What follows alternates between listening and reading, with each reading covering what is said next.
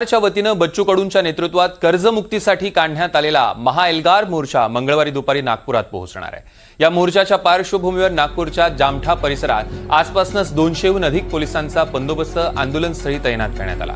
नागपूरपासून सुमारे 15 किलोमीटर अंतरावर असलेल्या केंद्रीय कापूस संशोधन केंद्राच्या शेजारच्या मैदानावर बच्चू कडूंचं हे आंदोलन होणार आहे। हे ठिकाण नागपूर हैदराबाद राष्ट्रीय महामार्गावर असल्यानं आंदोलकांनी महामार्ग जाम करू नये यासाठी पोलिसांनी कडक बंदोबस्त ठेवला आहे।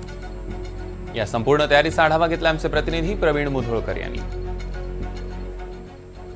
बच्चू कडू यांचं मंगळवारी नागपुरात आंदोलन होत आहे आणि या महाएल्गार आंदोलनाच्या पार्श्वभूमीवर नागपूर पोलिसांनी मोठ्या प्रमाणामध्ये पोलीस फोर्स जो आहे तो ज्या ठिकाणी आंदोलन होणार आहे नागपूरच्या जामठा परिसरातल्या केंद्रीय कापूस संशोधन संस्थेच्या शेजारील पटांगणात त्या ठिकाणी जवळपास शेकडो पोलीस जे आहेत आजपासूनच तैनात करण्यात आलेले आहेत।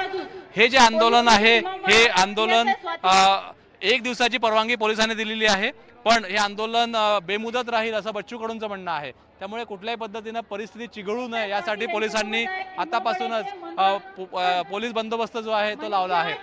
200 पेक्षा जास्त पोलीस दिसत आहेत आजच इथे आणि अमरावतीहून बच्चू कडू यांचं आंदोलन सुरू झालेलं आहे। जवळपास 250-300 ट्रॅक्टर्ससह बच्चू कडू निघाले आहे आणि 3 ते 4 हजार ट्रॅक्टर्स घेऊन हे आंदोलन केलं जाईल आणि 128 किलोमीटरचं नागपूर ते अमरावती अंतर आहे आणि एवढं अंतर अमरावतीवरून निघून या आंदोलनाच्या माध्यमातून नागपूरला पोहोचण्याचा बच्चू कडू यांचा प्रयत्न आहे आणि अमरावतीहून आंदोलन सुरू झालं आहे। त्यामुळे नागपूरच्या जामठा परिसरामध्ये जिथे आंदोलन आहे त्या परिसरामध्ये आजपासून शेकडो पोलीस जे आहे ते तैनात करण्यात आलेले आहे। त्या मागच्या आठवड्यात याच परिसरामध्ये एक आंदोलन झालं होतं।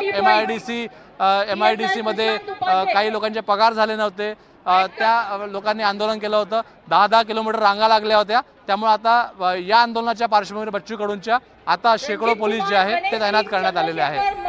व्हिडिओ जर्नलिस्ट विनय शुक्लासह प्रवीण मुधोळकर, NDTV मराठी, नागपूर।